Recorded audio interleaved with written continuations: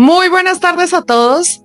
Hoy tengo una invitadísima especial, nos está acompañando desde Ecuador. Ella es Mamela Fiallo.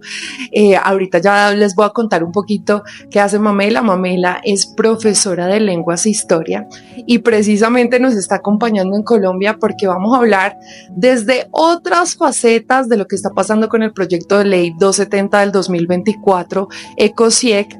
Y bueno, antes de dar inicio a esta charla del día de hoy, que va a ser muy interesante, pues le voy a dar el micrófono a Mamela para que se presente y nos cuente un poquito qué hace ella en todo este tema de la batalla cultural. Mamela, muchas gracias por estar con nosotros el día de hoy acá en Colombia. Es un gusto estar aquí con tu público y poder servir a la verdad. Realmente la vocación del docente es justamente servir a la verdad y sembrar esa chispa en la siguiente generación. Pero ¿cómo lo podemos hacer si nos están diciendo qué podemos decir y qué no? La gran enseñanza del 1984, la obra de George Orwell, es que la libertad es decir que 2 más 2 es igual a 4 y que en tiempos de engaño universal decir la verdad es un acto contrarrevolucionario. Entonces, si como profesora de lengua no puedo decir la verdad, si como profesora de historia no puedo contar cómo han sido los procesos históricos, entonces ¿estoy educando o estoy adoctrinando? Y eso es lo que tristemente les va a pasar a los niños si esta ley se aprueba. Perfecto, entonces comenzamos con un tema bastante interesante y es precisamente la libertad de doctrina a los estudiantes que indudablemente este proyecto de ley 270 vulnera en Colombia. Pero yo te quiero preguntar desde una perspectiva, porque si bien yo sé todo el trabajo que has desempeñado, has tocado todo el tema del feminismo y si bien es una charla de mujeres, yo te quiero preguntar, ¿tú cómo ves el papel de la mujer si este proyecto se llegase a aprobar? Yo creo que hoy más que nunca es una lucha transversal porque dentro del feminismo está habiendo una división, porque ya que pueden permitir, y lo digo así de fuerte, que haya hombres que se disfrazan de mujeres, hay movimientos feministas que están rechazando esto. Entonces yo, por ejemplo, tengo la campaña Femenina sí, Feminista no, y eso engloba un que yo defiendo a la mujer, pero no desde una perspectiva ideológica. Entonces, ¿qué pasa? Si ya la mujer no existe y si ya la mujer no es una realidad, entonces ¿a quién estamos defendiendo? ¿Por quién estamos luchando? Y nos estamos viendo realmente vulneradas en el ámbito académico, deportivo, incluso a nivel de salud cuando son deportes de contacto, deportes de choque. Entonces yo creo que hay que hacer una invitación en todas las esferas y a los varones también que levanten la voz, porque así como nos dicen que todo hombre tiene madre, hermana, esposa, novia, etcétera, no todas a la vez, por favor. Pero sí, o sea, no se deben callar, nos dicen no útero, no opinión, y sin embargo, si un hombre se declara mujer, entonces él sí puede opinar a pesar de no tener útero. Entonces, los animo a nuestros valerosos caballeros a levantar la voz. Bueno, querida Mamela, yo te quiero preguntar algo muy importante en todo este tema de la historia, porque si bien hay una confusión muy grande dentro de las olas del feminismo, y es que el feminismo tiende a perder el sujeto del derecho. Si vemos lo que pasa en la segunda y la tercera ola, si bien ya la mujer ya no se tiene que hablar solamente sobre los derechos, sino adicionalmente ya se comienza a hablar de el concepto como tal de mujer, que precisamente toca destruirlo porque el concepto hace una diferencia entre hombres y mujeres. Entonces, la mujer o la feminista no logra reconocer este sujeto de derecho y piensa que un hombre es el sujeto del derecho al feminismo. Entonces, a mí me preocupa enormemente porque cuando vemos esta distorsión y precisamente con este tipo de proyectos de ley, donde precisamente en vez de nosotras ganar un poco más de derechos y tener un poco de más participación, resulta que no, nos están suprimiendo cada vez más. Entonces, terminamos viendo cosas como que un hombre que se percibe mujer termina en una cárcel y termina violando mujeres y todo este tema que termina violentando aún más a la mujer, y precisamente donde defendíamos los derechos de la mujer, terminamos contradiciendo lo mismo que tanto el feminismo defendía. Entonces yo te quiero preguntar, ¿por qué crees que se debe esta confusión, que la mujer no logra identificar que verdaderamente es una mujer? Bueno, en realidad la raíz o la semilla la encontramos en la Revolución Francesa. Madame Roland, quien terminó decapitada por la guillotina, ella decía que la mujer es algo que debe ser superado porque la mujer naturalmente no tiene interés político. Esto es importante, ¿por qué? Porque en todas las olas del feminismo vemos un menosprecio a la mujer y vemos al hombre como el estándar. Entonces, en la lucha por la igualdad no es esperar la dignidad de la mujer, sino ser igual al hombre. Y pensar que la feminidad, que el ser mujer no es suficiente. Y eso se exacerba ya en la segunda ola y sobre todo en la tercera ola y en este concepto muy de Simone de Beauvoir del segundo sexo, de esta idea que somos relegadas. Eso lo combinamos, y perdón el tecnicismo, con la dialéctica hegeliana muy propia del socialismo, del marxismo, que es el oprimido y el opresor. Sí. Entonces, si el hombre es el oprimido y la mujer, mejor dicho, si la mujer es la oprimida y el hombre el opresor, en lugar de buscar un equilibrio social, es cambiar, ¿no? Entonces, para superar ese estado, la mujer deja de ser una realidad y pasa a ser una construcción. Entonces, ahí es donde hay este quiebre. Pero, ¿qué es lo que pasa? Cuando ser mujer es algo relativo, pasa lo que bien señalas, y aquí están viendo buenas a la única persona que se atrevió a llamar hombre a un recluso que incluso medios conservadores como The New York Post, y esto es importante, medios como Infobae de Argentina tienen editores de género, y hay editores de género en los medios. Entonces, un recluso que era asesino fecunda a 2 mujeres, les deja embarazadas a 2 mujeres en la cárcel, y la noticia no es el abuso sexual, sino que le iban a trasladar a una cárcel masculina a una mujer trans. Entonces, termina siendo mayor la indignación de un hombre siendo trasladado a una cárcel de hombres que la del abuso sexual contra 2 mujeres y el futuro de esos niños fruto de ese abuso, porque en la prisión no hay relaciones sexuales consentidas dada la privación de la libertad. Entonces, por eso hago la autorreferencia y disculpen, porque nadie se atrevió a cuestionar. O sea, ya estamos en una era distópica. En español nadie se atrevió a decirlo siquiera, y en inglés todos le llamaban mujer a un hombre, porque las mujeres no somos capaces de fecundar a otras mujeres. Entonces hay una pérdida total de la realidad, un miedo a decir la verdad, y eso ya está pasando en Estados Unidos. De hecho, en Estados Unidos ya hay estados, donde no hay cómo refutar este fenómeno. Se estima que ya hay más o menos 900 hombres en cárceles femeninas, y incluso hay asesinos seriales de mujeres en cárceles femeninas, hay violadores seriales en cárceles femeninas, y hay un fenómeno muy particular de hombres que se declaran mujeres en el proceso judicial y cuando son liberados se cortan el pelo. Es decir, ser mujer se ha convertido en un disfraz que me quito y me pongo según lo que me convenga judicialmente. Entonces, las mujeres estamos siendo vulneradas, sobre todo aquellas privadas de su libertad, y quienes nos atrevemos a hablar en medios estamos siendo condicionados. Entonces, los animo a luchar por esto, realmente, incluso ustedes que quizás no compartimos ideológicamente, ver qué puntos tenemos en común, y reitero la importancia de los varones de levantar la voz, porque nadie, y este fenómeno es duro decirlo, un abusador de mujeres, un abusador de niños, no sobrevive en una cárcel masculina. Hasta los hombres más violentos de nuestra sociedad no toleran la violencia hacia las mujeres. Entonces, a un depravado le va a ir mejor en una cárcel femenina donde tiene presa fácil y donde no va a sufrir el ajusticiamiento que sufre en una cárcel masculina. Indudablemente, eso es una realidad, porque todos sabemos el destino de lo que pasa con un violador en las cárceles masculinas. Todos sabemos, es más, acá en Colombia, precisamente a los violadores les dicen, no, déjenlos porque ellos allá van a tener que rendir cuentas porque saben precisamente qué les va a pasar. Entonces, y mira este tema tan delicado que tú estás tocando, pero si lo hacemos en comparación con los artículos que se vienen presentando en este proyecto de ley, que es el artículo 18, 19 y 20, que hablan sobre la modificación del Código Penal colombiano. En el artículo 179 habla de que las personas que no estén de acuerdo con esta percepción de identidad de la persona que tú misma estás diciendo, entonces, ¿qué pasaría en el caso de que yo por ejemplo, que hablo acá en Colombia en medios de comunicación y no me da a veces miedo decir la verdad. Entonces, ¿qué pasaría si yo me opusiera a que un hombre vaya a la cárcel de mujeres, violenta a mujeres, viole a mujeres? Y yo digo, no, es que este no es una mujer, es un hombre.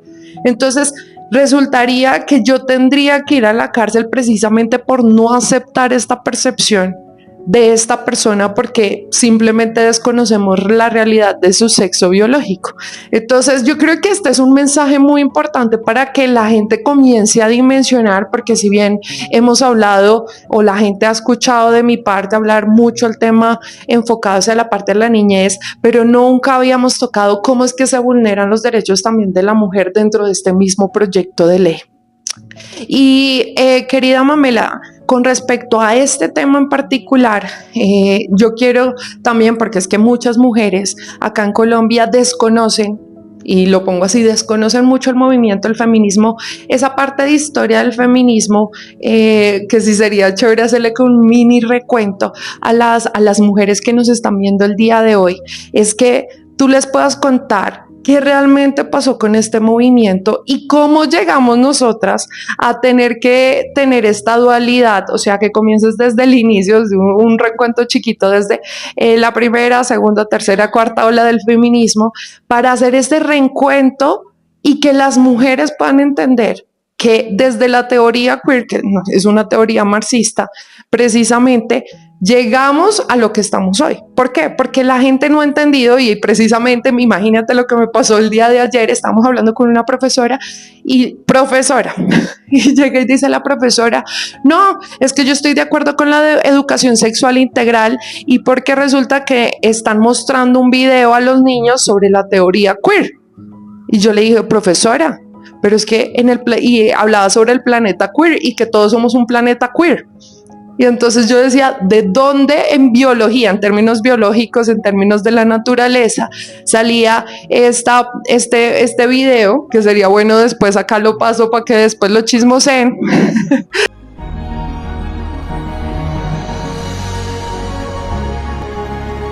You think you know nature? Think again. Our planet is home to over 11 million species, each with their own way of being. From flamboyantly gay flamingos to pansexual primates, sex-changing clownfish to multi-gendered mushrooms, and everything in between. Nature is more queer than you could possibly imagine. But don't take my word for it. Take theirs. ¿Y qué pasó con este video? Pues que la profesora dijo, llega y me dice, no, pero es que yo estoy de acuerdo con la educación sexual integral y que precisamente a la gente se le explique lo que es el planeta queer. Y yo, profesora, pero es que, a ver, usted está desconociendo desde cuándo la educación sexual tiene que tener una ideología política y cómo esa ideología política primero viene de un marxismo, es una ideología que no tiene ningún sentido que tengamos que adoctrinar a los niños en el colegio sobre estas teorías. Y precisamente acá es donde la gente no ha entendido, ni siquiera la misma gente del movimiento LGTBI, ni siquiera las mismas mujeres han entendido que esto fue una estrategia política verídicamente desde el mismo socialismo. Entonces sí sería chévere que tú, como profesora, historiadora, cuentes esa parte para que podamos quitar un poco los velos de lo que la gente cree del feminismo y de la teoría queer. Bueno, lo más sintético que puedo, un dato curioso, el Día de la Mujer, el 8 de marzo, en realidad no tiene mucho que ver con la mujer, sino que fue el inicio de la revolución bolchevique.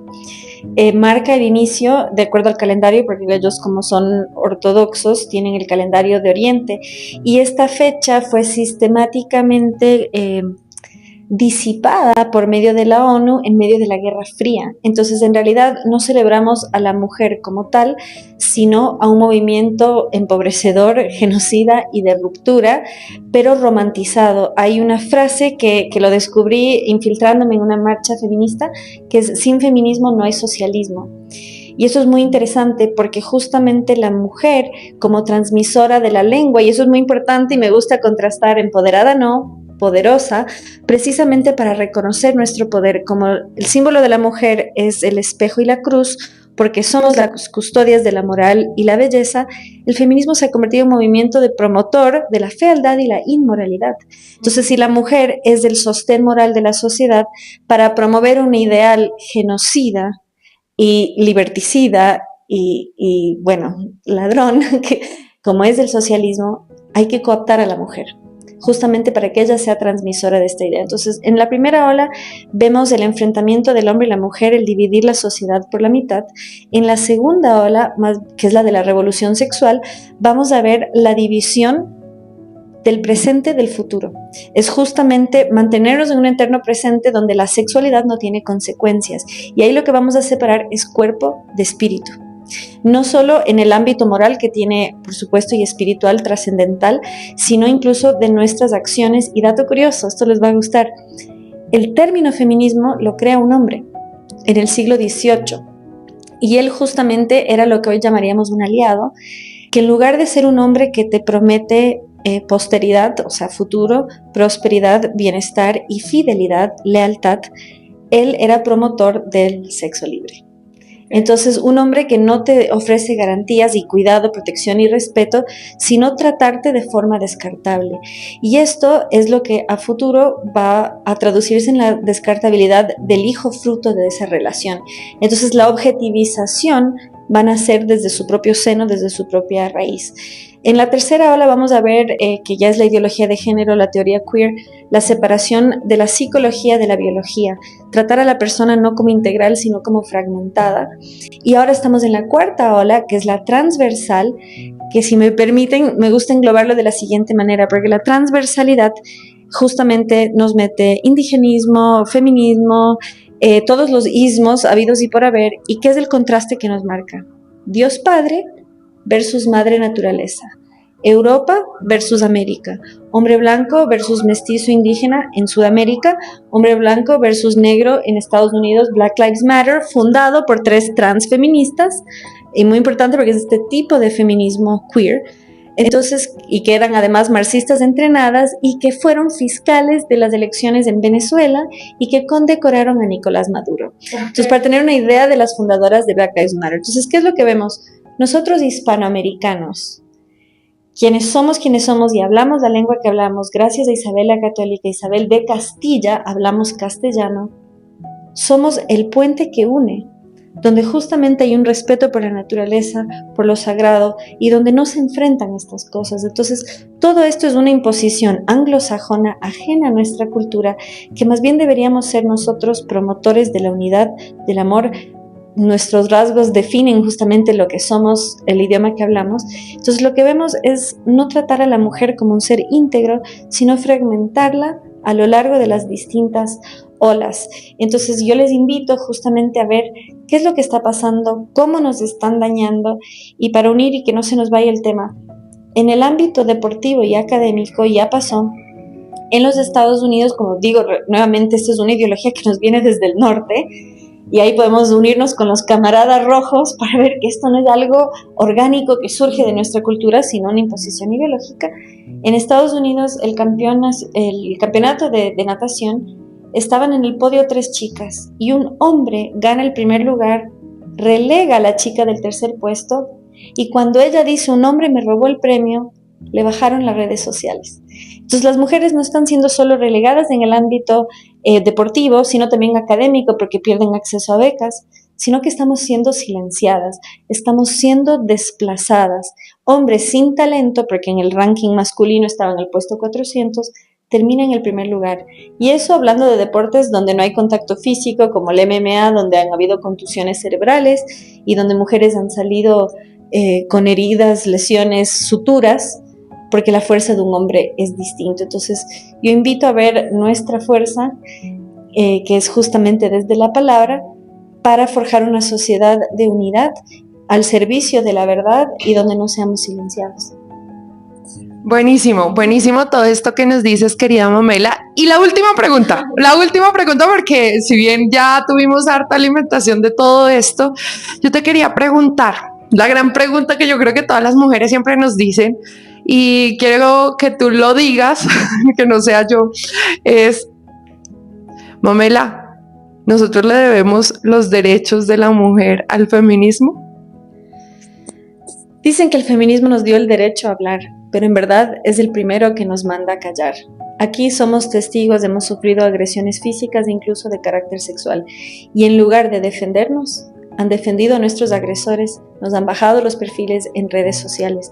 Hay una romantización de acuerdo a lo que fue el feminismo, pero los hechos dicen más que las palabras y el dato mata el relato.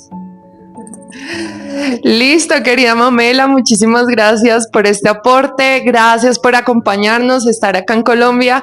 Tú sabes que acá las puertas siempre bien recibidas y lo que necesites acá te vamos a estar apoyando. Y bueno, no sé, si quieres dejarle un mensaje a todos los colombianos, a los que nos están viendo, ya como últimas palabras de despedida.